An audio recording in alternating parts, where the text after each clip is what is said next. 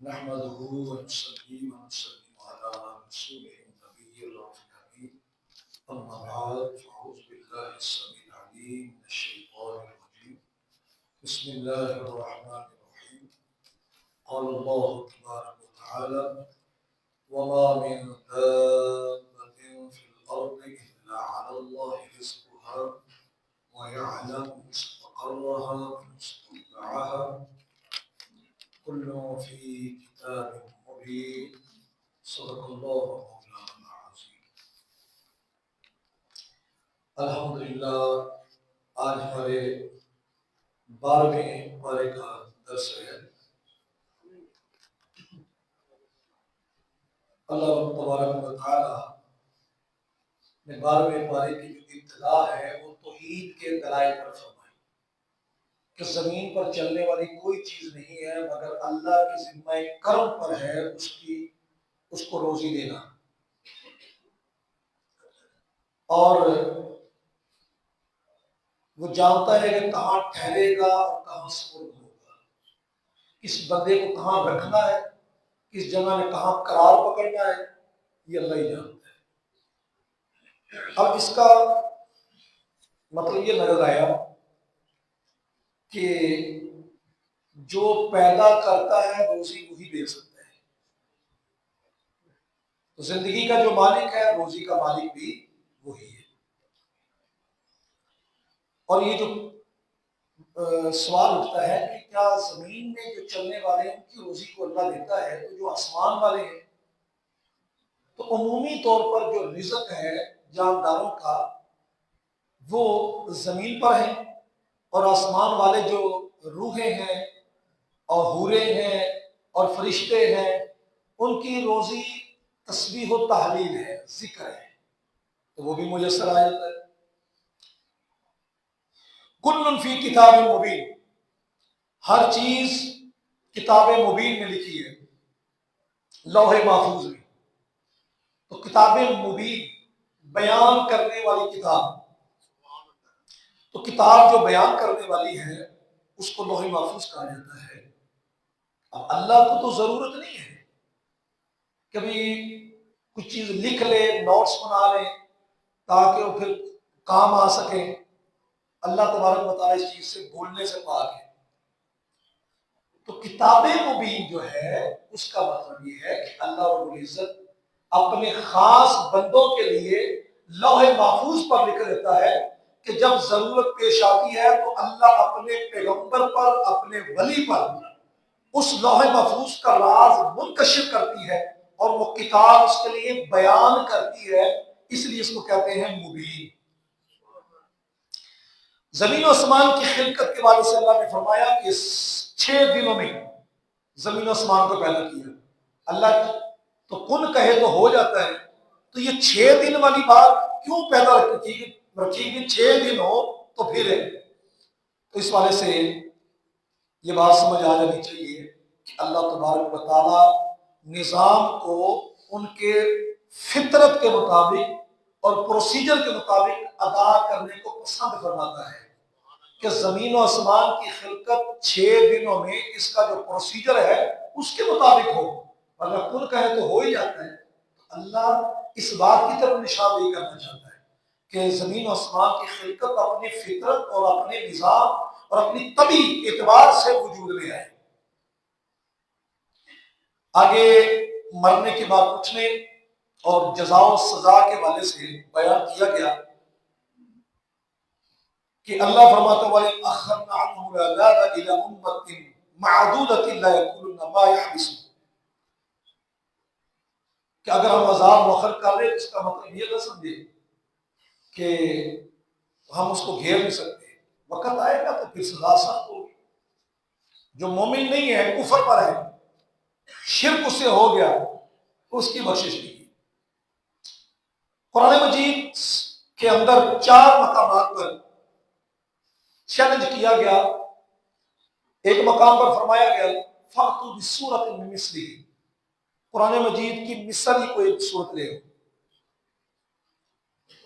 کسی مقام پر فرمایا گیا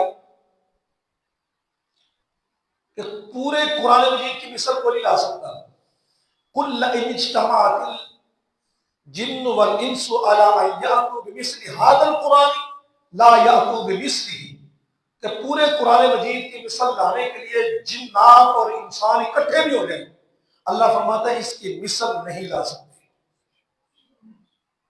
ایک اور مقام پر فرمایا قل فاتوا بسورۃ من مثلہ، قرآن مجید کی مثل کو لے، چھوٹی صورت لے آئیں وہ بھی لیں، پورے قرآن مجید کی مثل لے آئیں وہ بھی لیں۔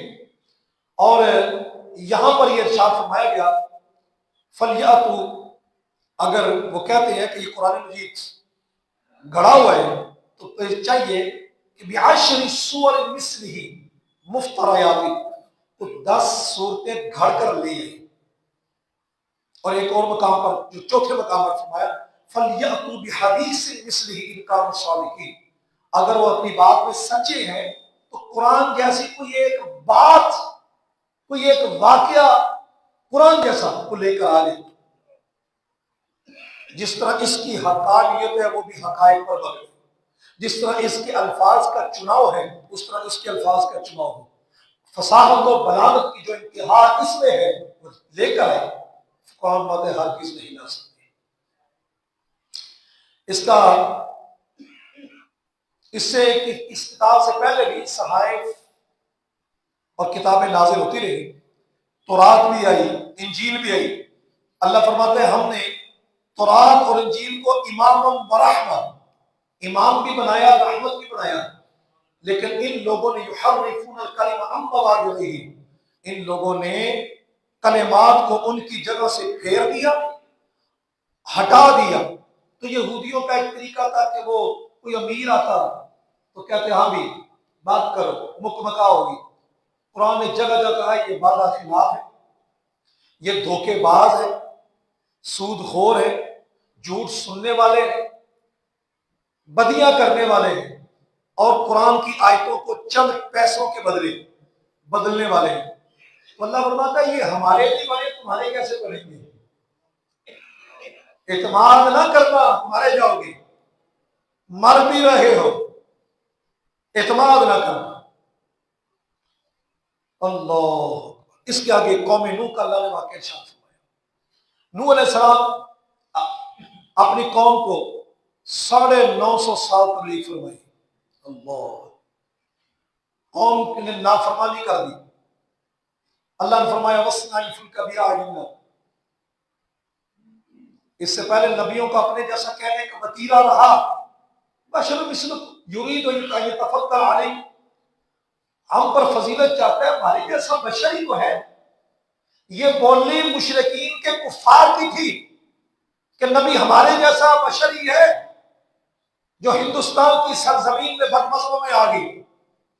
جو یہ بات کہے کہ نبی ہمارے جیسا بشر ہے تو سمجھ لو یہ بولی مشرکین کی، اور پہلے مشرکین عرب سے لے کر مشرکین عاد، مشرکین سمود اور مشرکین نوح کے اندر یہ بات پائی جاتی تھی، جو کہتے ہمارے جیسے ہی تو ہے، بس یہ ہے کہ ان کی طرف وحی آتی ہے، ہماری طرف وحی نہیں آتی۔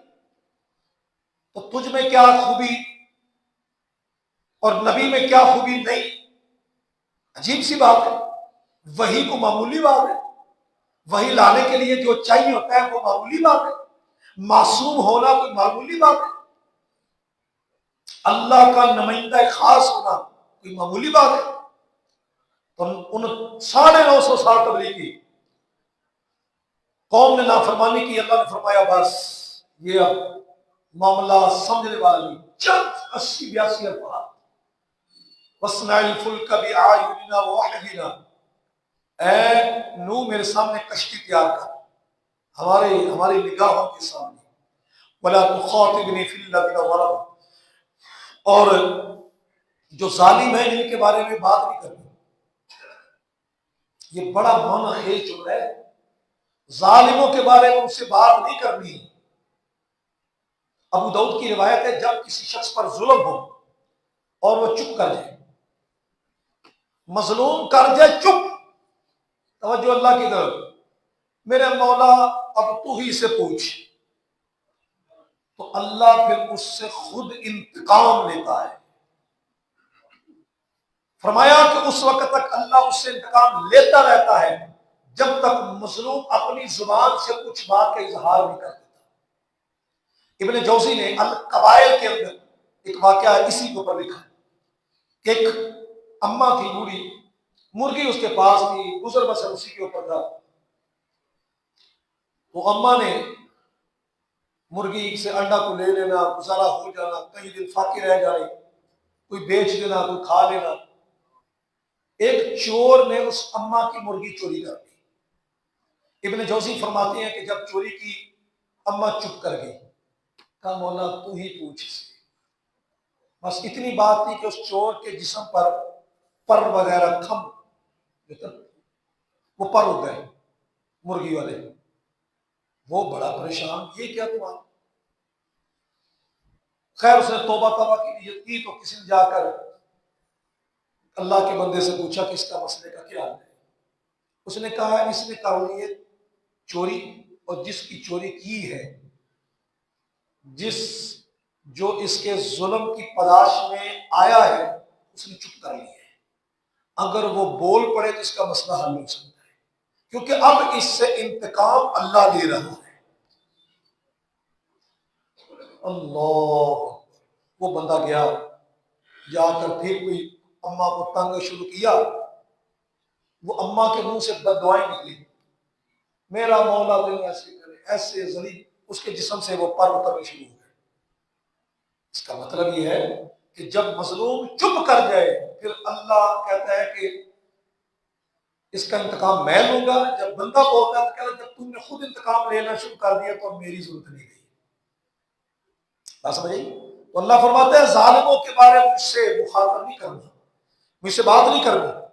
انہم مغرقون، انجام یہ ہوگا کہ ان کو غرق کیا جائے گا۔ وَيَصْنَعُ الْفُلْكَ، آپ نے کشتی تیار کرنا شروع کر دی۔ وَكُلَّمَا مَرَّ عَلَيْهِ مَلَأٌ مِّن قَوْمِهِ، آپ کی قوم کے جب چودھری پاس سے گزرتے سخروا منہ، ٹھٹھا کرتے ہیں، ہنستے، او دیکھو کشتی بن رہی ہے، وہ یہ کیا کرو گے؟ پھر سب سے پہلے کشتی چونکہ آپ نے تیار کی، اور یہ اتنا بڑا لکڑی کا کیا بنا رہے ہو؟ آپ بتاتے کہ میں اس کے ذریعے پانی آنے والا ہے، جو اس میں بیٹھے گا وہی نجات پائے گا۔ لو جی، یہ بڑے بڑے پہاڑ ختم ہو جائیں گے، یہ لکڑی کی کشتی جو ہے، یہ لکڑی کا جو گھر ہے، یہ بچائے گا۔ میں ان تسخروا منا فإنا نسخر منکم کما تسخرون، اگر تم ہم پر ہنستے ہو تو ایک وقت ہم تم پر بھی اسی کے مطابق بدلہ دیں گے، یعنی پھر مسکراہٹ ہمارے پاس آئے گی۔ فسوف تعلمون، قریب تم جان گے، رسوائی کرنے والا عذاب آ جائے۔ حتی اذا جاء امرنا فارت الطور، اللہ فرماتا ہے ہمارا امر آ گیا اور تنور سے فوارہ پھوٹا، تنور ابلا۔ ظاہری بات ہے یہ تنور وہ روٹیوں پکانا والا ہی تھا، اور یہ جامع مسجد کوفہ جو تھی اس کے اندر یہ تھا، ایک سائڈ کے اندر رکھا ہوا، تو وہاں سے یہ فوارہ پھوٹا۔ یعنی وہ پہلے تنور ہوگا پھر مسجد بنا دی گئی، یا سائڈ پر ہی تنور تھا، جیسے مسجد کے قریب تنور ہوتا ہے تو وہاں سے لوگ کھانا پکانے کے لیے لے کر جاتے ہیں، تو ایسا تنور تھا جہاں سے فوارہ پھوٹا۔ لوگوں کے اندر ایک نشاندہی ہوگی کہ وہ مسجد کوفہ جو تھی، جامع مسجد، اس کے تنور سے فوارہ پھوٹ پڑا ہے، فوراً کشتی میں سوار ہو جاؤ۔ یہ نشانی بتائے گی کہ جب جوش پانی مارے گا تو تم نے کشتی میں سوار ہو جائے۔ ہر چیز کا جوڑا جوڑا کشتی میں آ گیا، طے اس کے بنا دیے گئے، جانوروں کا الگ، انسانوں کا الگ، وحوش و طیور کا الگ، ہر چیز جوڑا جوڑا کر کے رکھ دی۔ اب پانی جب روئے زمین پر پھیلنا شروع ہوا تو روئے زمین پر پانی آیا، بچا وہی جو کشتی میں آ گیا۔ آپ کا بیٹا کنعان تھا، اللہ نے فرمایا کہ جب کشتی میں سوار ہو جاؤ تو پھر دعا پڑھ لینا، بسم اللہ مجریہا و مرساہا، اللہ کے نام پر چلنا ہے، اللہ کے نام پر ٹھہرنا ہے۔ دعا پڑھ لی گئی، نظام چلنا شروع ہو گیا۔ ونادى نوح ابنہ، جناب نوح نے اپنے بیٹے کو آواز دی، بیٹا آجا، یا بنی ارکب معنا، اے بیٹے ہمارے ساتھ سوار ہو جا، ہمارے ساتھ سوار ہو جا۔ بچے گا وہی جو کشتی میں آئے گا، بچانے والی ذات تو اللہ ہے۔ کیوں جی؟ بچانے والی ذات، پھر کشتی درمیان میں کہاں سے آ گئی؟ اس کا پھر مطلب یہ سمجھ آیا کہ اللہ تبارک و تعالیٰ بچانے والا ہے، اللہ خود آ کے ہاتھ نہیں پکڑتا، اللہ درمیان میں وسیلے بناتا ہے۔ اور جناب نوح علیہ السلام جیسا اولو العزم رسول نبی وہ کہہ رہے ہیں کہ بھائی میری کشتی میں سوار ہو جاؤ بچ جاؤ گے۔ آپ یہ بھی تو کہہ سکتے تھے اللہ سے مدد مانگو بچ جاؤ گے، پر نبی جب یہ بات کہہ رہا ہے اس کا مطلب یہی ہے کہ بچانے والی ذات اللہ ہے، یہ سبب ہے۔ اسی طرح مومن جب یہ کہے کہ داتا خواجہ ہمیں بیٹا دے، اس کا ہرگز مطلب یہ نہیں ہوتا کہ داتا خواجہ اپنی طرف سے بچے دیتے ہیں، نہیں، وہ سبب ہے۔ اللہ کی جناب میں دعا کرنے والے برگزیدہ ہے، پاک ہے، مقرب ہے، انتہائی اتقاء و تقوی پر ہے۔ یہ دعا کریں گے اللہ مہربانی فرما دے گا۔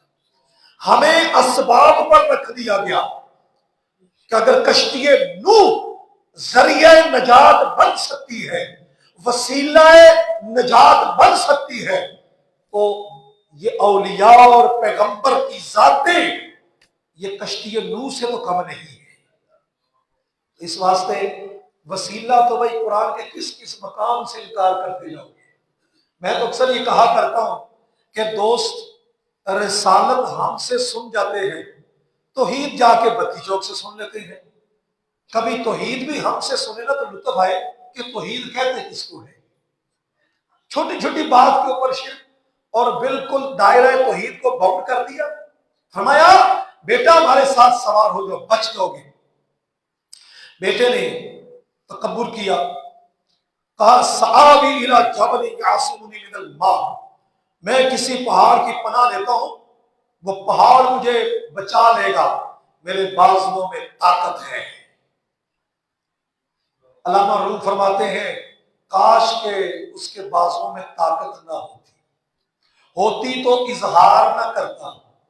بڑے بڑے فن اللہ کی ذات سے اگر روکنا شروع کر دے، بڑی بڑی خوبیاں اگر عبادت سے روکنا شروع کر دے، تو یہ صفت کنعان ہے کہ میں فلانے کام میں مصروف ہوں، میں آ نہیں سکتا عبادت کے لیے، میں اس وقت یہ کام کر رہا ہوں۔ خوبیاں جو اللہ کی طرف آنے سے روکے وہ خوبی نہیں ہے، وہ کنعان جیسی صفت اور طاقت ہے جو بندے کو غرق کر دیتی ہے۔ اور لا عاصم اليوم من امر اللہ الا من رحم، بیٹا سن، آج کے دن اگر بچائے گی اللہ کے عذاب سے کوئی چیز بچائے گی تو رب کا رحم و کرم ہی بچائے گا۔ الا من رحم وحال بینہما الموج فکان من المغرقین، باپ بیٹا کے درمیان جو بات ہو رہی ہے، اچانک ایک لہر آئی دونوں کے درمیان اور بیٹے کو غرق کر دیا۔ نوح علیہ السلام کا آخر بیٹا تھا، تو جب یہ بات ہوئی سلسلہ تکلیف تو رہی، پانی روئے زمین پر پھرا۔ ویا سما وقلی، اللہ نے آسمان کو کہا آسمان بارش روک دے، 6 ماہ تک بارش ہوتی رہی، بارش روک دے، زمین تو اپنا پانی خشک کر دے۔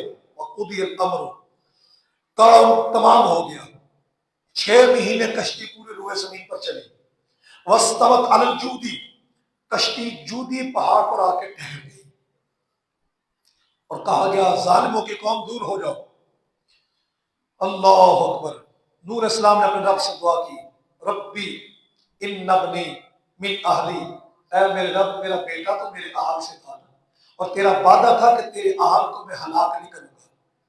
کہا نوح تیرا بیٹا تیرے اہل سے رہا ہی نہیں، جو تیری بات نہ مانے، طریقہ نبوت و رسالت پر نہ رہے، وہ اہل سے نہیں ہے، وہ نبی کی نسل سے نہیں رہتا۔ جو نبی کے طریقے پر نہ رہے، جو نبی کے اصول پر نہ رہے، جو نبی کے کو ماننے والوں میں سے نہ رہے، تو وہ کہا وہ انہو لیس من اہلی، وہ تیرے اہل سے نہیں ہے۔ اگر نبی پاک صلی اللہ علیہ وسلم کی ذات گرامی ابو بکر و عمر سے پیار کریں، اپنے ساتھ لٹائیں، قیامت کو اپنے ساتھ اٹھائیں اور جنت میں اپنے ساتھ لے کر جائیں، اور کوئی ان سے بغض کرے اور کہے کہ میں نبی کی آل ہوں تو کہ نہیں۔ نوح علیہ السلام کے بیٹے نبی کی توہین کی، نبی کے کہے کو نہ مانا، نبی کی عظمت کو اور نبی نے جن کو عظمت دی ان کو اچھالا، تو قرآن نے کہا یہ تیری اہل سے نہیں ہے۔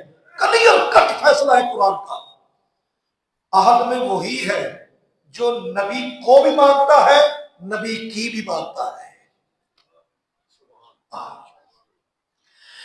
اور یہ بات تو سمجھ آ گئی، اس سے یہ بات سمجھ آ گئی کہ دین موروثی نہیں ہے۔ وہ یہ نہ کوئی سمجھے کہ میں اگر اولیاء کے خاندان سے ہوں تو میں بھی ولی ہوں، یا نبیوں کے خاندان سے تو میں بھی وہی فیض لینے والا ہوں۔ نہیں، ایسا نہیں ہے۔ اگر دین موروثی ہوتا تو یہاں وراثت ختم ہونے کی بات واضح کر دی ہے کہ دین موروثی نہیں ہے۔ دین ہر اس کے لیے ہے جو دین کو سمجھنے والا ہے اور دین کو لینے والا ہے۔ ایک مقام پر ایک مسئلہ چلا تو شاہ صاحب تھے، حافظ بھی نہیں تھے، عالم بھی نہیں تھے، سادے سے میٹرک پاس کیا ہوگا، امامت وغیرہ کراتے تھے، اچھے تھے۔ کوئی مسئلہ ہوا تو میں نے ان کو مسئلہ بتایا کہ مسئلہ ایسے نہیں ہے۔ ان کے آگے لفظ یہ تھے کہ سید کا کام آل کا کام ہوتا ہے، آل رسول کا کام ہوتا ہے بس بتانا، اور امتی کا کام ہے ماننا۔ میں نے کہا شاہ جی آپ پہلا مزاج آپ کا ایسے نہیں تھا، یہ اصل آپ جب سے محفلوں پر جانے شروع ہوئے ہیں اور کوئی ایسے جو غیر تربیت یافتہ پیروں کی صحبت میں آئے ہیں تو انہوں نے آپ کو اچھال اچھال کے ایسے کر دی ہے۔ آپ بھی امتی ہیں، میں بھی امتی ہوں۔ اگر آپ کہیں کہ آل کا کام ہے کہ وہ آرڈر کرے اور امتی مانے تو پھر آپ سمجھیں کہ آپ بھی امتی ہیں۔ نبی کی نبوت میں حصے دار نہیں بننا۔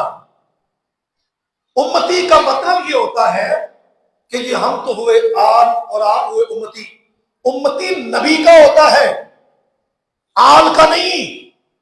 یہ یاد رکھیں، جو آل کو امتی بن جائے گا یہ تو ختم نبوت پر حرف آ جائے گا۔ سارے امتی ہیں نبی کے، اور سب کے لیے معیار اللہ اور اس کا رسول ہے۔ جو اللہ اور اس کا رسول کہے وہ سارے امتی کو ماننا ضروری ہوتا ہے۔ اس واسطے کہ جملہ ٹھیک کرنا چاہیے، جی آپ تو ہوئے جی سید اور ہم ہوئے امتی، نہیں۔ سید ہے، کریڈٹ ہے، عزت والی جگہ ہے، یہ ٹھیک ہے، لیکن امتی کا لفظ ان کے لیے بھی ہے، آپ کے لیے بھی ہے۔ امتی حضور کے ہیں، ٹھیک ہے، تو یہ رحمت سے خود کو دور نہ کریں، ہم بھی امتی ہیں، سارے امتی ہیں۔ حضور کی بات ہے تو وہ بتائیں حضور نے کیا کہا، قرآن نے کیا کہا، تو لطف پھر آتا ہے کہ گھرانے والا گھر کی بات مان رہا ہے۔ اس کے آگے قوم عاد کی شرکی عادتیں بتائیے، عذاب آیا اور غرق کر مار دیے گئے۔ قوم سمود کی بات بتائے گی، حضرت صالح علیہ السلام کی قوم، نافرمانی کی، اونٹنی کی کونچیں کاٹی، بے ادبی کی۔ اونٹنی تھی تو جانور ہی، اونٹنی تھی تو جانور ہی، انسان تو نہیں، انسان تو اشرف المخلوقات ہے۔ تو بات سمجھنے والی ہے، جس کی نسبت اللہ سے ہو جائے وہ جانور بھی ہو کر اللہ کی نشانی ہے۔ تو توحید کو کچھ سمجھے، توحید کسے کہتے ہیں؟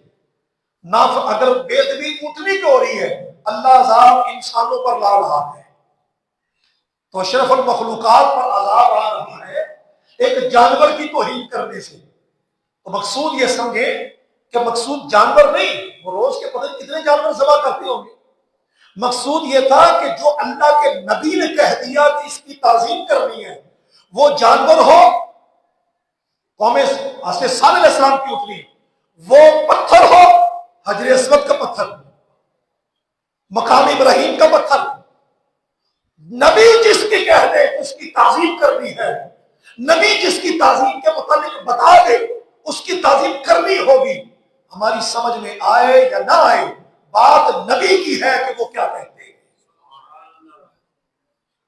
آگے حضرت ابراہیم علیہ السلام کی قوم، حضرت لوط علیہ السلام کا زمانہ اور حضرت ابراہیم علیہ السلام کا زمانہ، یہ ایک ہوا ہے۔ قوم لوط ہم جنس پرست تھی، اور قرآن نے اس بارے میں کہا وَجَاءَهُ قَوْمُهُ يُهْرَعُونَ إِلَيْهِ، گدھوں کی طرح ہانکتے ہوئے آتے، جو کوئی مہمان باہر سے آتے ان کی طرف نوٹ پڑتے۔ یہ ان کے اندر عجیب قسم کی نحوست کی بیماری تھی۔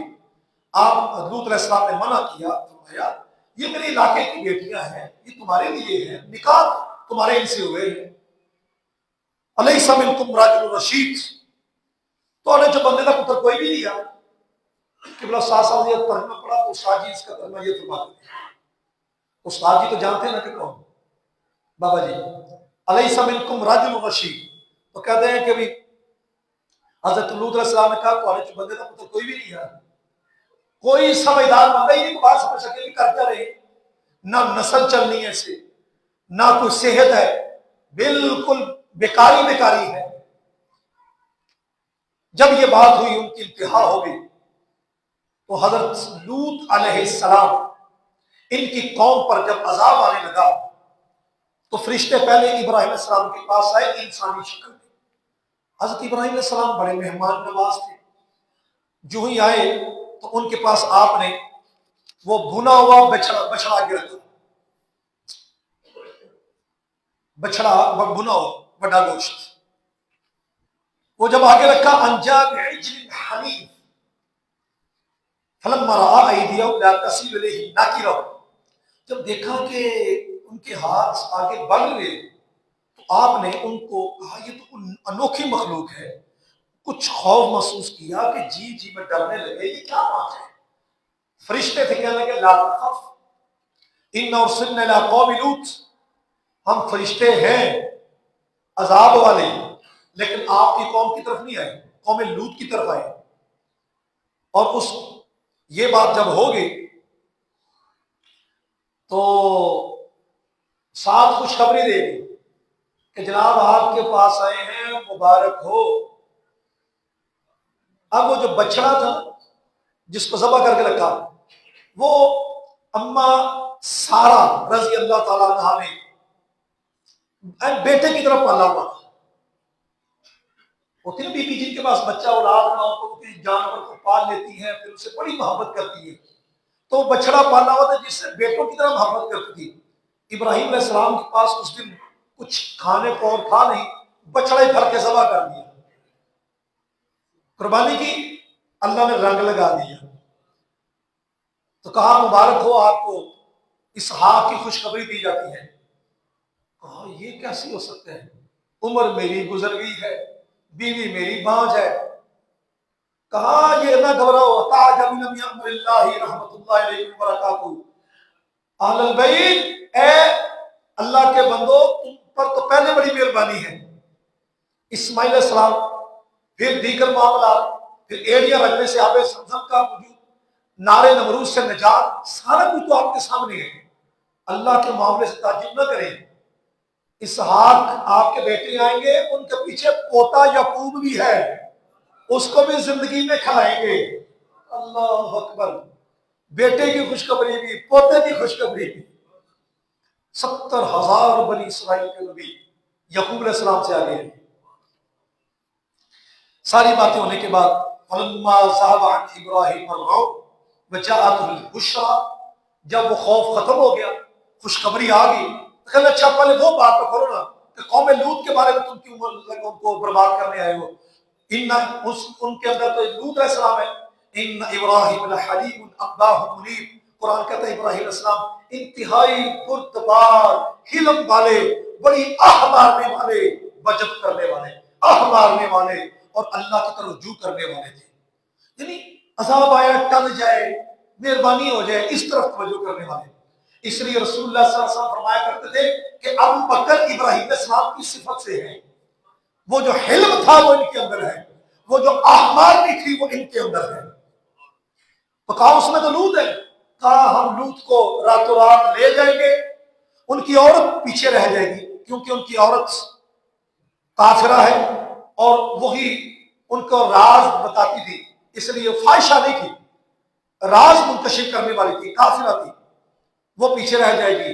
لوط علیہ السلام کو راتوں رات نکالا، قوم پر عذاب آیا، بستی کو نیچے سے اکھیڑا، جڑ سے اکھیڑا، آسمانوں پر لے گئے، پھر اوندا کر کے ایسے جب گرایا گیا اس کے اوپر پتھروں کی بارش کر دی گئی۔ فلما جاء امرنا جعلنا عالیہا سافلہا، ہم نے اس کے اوپر والے حصے کو نیچے کر دیا، وامطرنا علیہا حجارۃ من سجیل منضود، ان کے اوپر ہم نے نشان زدہ پتھر مارے، مصممۃ عند ربک، نشان زدہ تیرے رب کی بات ہے۔ اس کے آگے قوم مدین، شعیب علیہ السلام کی قوم کا واقعہ بیان کیا، جو کرپشن کرتی تھی قوم، تو آپ نے جب تانا دیا کہ یار ناپ تول میں کمی نہ کرو، کرپشن کرتے تھے، تو تانا دے کر کہنے لگے الصلاۃ تأمرک، آپ کی نماز ہمیں یہ حکم دیتی ہے، آپ اپنی نماز میں رہا کریں، عبادت میں رہا کریں، ہمیں کچھ نہ کہے، آپ کو معاشرے کا پتہ نہیں، جہان دیدہ نہیں، آپ جہان دیدہ نہیں، آپ عبادت میں رہیں، صوفی صاحب ہیں آپ، مولانا ہیں، آپ عبادت میں رہیں، آپ یہ ہمیں تانا نہ دیا کریں۔ غلط نظام معیشت جس طرح جاری ہے ہم جاری رکھنے دیں، ناپ تول میں کمی کریں ہمیں کرنے دیں، شرک سے نہ روکیں، آپ کا جو عبادت ہے یہ ہمیں منع کرتی ہے، آپ عبادت کریں اپنے لیے کریں، وہی ٹون آج ہے، آپ مولانا عبادت کرتے اپنے لیے کریں، آپ کو کیا لگے کوئی کیا کر رہا ہے، اپنے گھر میں جو چاہے کرے۔ تو اللہ رب العزت نے بتا دیا کہ یہ پہلی امتوں کے اندر تھا، اور پھر اوپر سے یہ کہنے لگے اے شعیب اگر تیرا خاندان بڑا نہ ہوتا اور عزت والے خاندان سے ہوتا، بڑی برادری میں تو نہ ہوگا، تو پھر تجھے بتاتے، فرمایا یا قوم آتی عز علیکم من اللہ، اے میرے قبیلے والوں، اے میرے لوگوں، میرا خاندان اللہ سے بھی بڑھ گیا ہے، اللہ تمہیں یہ کہہ رہا ہے کہ نہ کرو، شرک نہ کرو، ناپ تول میں کمی نہ کرو، تم کرتے جا رہے ہو۔ اس کے آگے قوم شعیب نے جو گڑبڑ کی رکے گا، تو اللہ نے پھر ان پر عذاب آیا، شنگھارتا ہوا۔ پھر اس کے آگے قوم موسیٰ، زلزلہ آیا، شنگھارتا ہوا عذاب آیا، قوم موسیٰ اور فرعون کا ذکر کیا، نافرمانی کی مارے گئے، بدبختی اور نیک بختی کا ذکر کیا گیا کہ اپنے اعمال سے بدبخت ہونے والے برے، اپنے اعمال سے اچھے ہونے والے، وَأَمَّا الَّذِينَ سُعِدُوا فَفِي الْجَنَّةِ، جو نیک بخت ہیں، عمل اچھے کرنے والے ہیں، وہ جنت میں ہیں۔ ہر وقت شیطان کو کوسنے والے، شیطان سر کو پٹھا کب کرا کے ایسا کر کے، بھائی شیطان کو نہ کوس زیادہ، تو نے شیطان کی بات مانی کیوں؟ عقل تجھے بھی اللہ نے دی ہوئی تھی، عقل و شعور سے کام تو لیتا،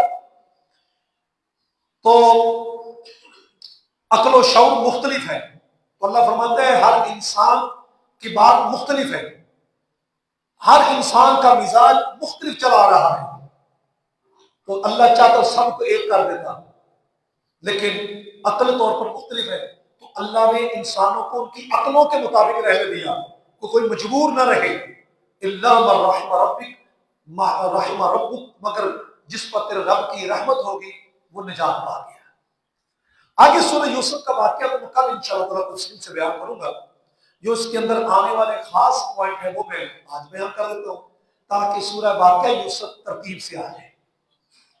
سورہ یوسف میں قرآن مجید کی عظمت کو بیان کر کے اس واقعے کو تعریف کیا گیا ہے، باقی واقعات مختلف پاروں میں آئے، بار بار آئے، لیکن یہ واقعہ نئے انداز میں ایک ہی مرتبہ آیا ہے، رپیٹ نہیں ہوا، جس سے واضح ہوتا ہے کہ قرآن مجید کے واقعات رپیٹ ہو وہ بھی بے مثل، اور جو بغیر رپیٹ کیا ہے وہ بھی بے مثل۔ اس کو احسن القصص کہا گیا ہے، اس میں نظام زندگانی کے مختلف شعبے، نظام ریاست کیسے ہو، نظام سیاست کیسے ہو، نظام معیشت کیسے ہو، یہ سارے اصول اس کے اندر بتائے گئے۔ پھر اپنے جو ہیں وہ اگر حسد کرتے ہیں تو ان سے بچنے کا طریقہ کیا کیا ہوگا، اخلاقی رویہ اور اخلاقی امور کے دامن کو کبھی چھوڑا نہیں جائے گا۔ عزت و ذلت، امیری و غریبی اللہ کے ہاتھ میں ہے۔ جناب یوسف کو کہاں سے اٹھایا اور کہاں جا کے بٹھا دیا، پھر نظام معیشت کیسے چلائے گئے۔ پاک دامنی ہی انسان کی عزت و آبرو کو قائم رکھتی ہے۔ برائی پر قادر ہونے کے بعد رک جائے تو اللہ کی طرف سے خاص مدد آتی ہے۔ خوابوں کی تعبیر بتانے کا جو اسلوب ہے وہ بھی بتا دیا کہ پہلے عقائد کی اصلاح کی جائے پھر خواب کی تعبیر بتائی جائے۔ پھر یہ بھی بتایا گیا کہ گزشتہ انبیاء کرام کی توہین کرنے والے جس طرح مر گئے، اس طرح یوسف علیہ السلام کی توہین کرنے والے پھر وقت آیا دربار یوسف میں منگتے بن کر آ گئے۔ اس واقعہ کو آسم قصص کہا جاتا ہے، لیکن مکمل ہوگا تو پھر لطف آئے گا کہ آسم قصص کیوں ہے۔ واخر دعوانا الحمدللہ۔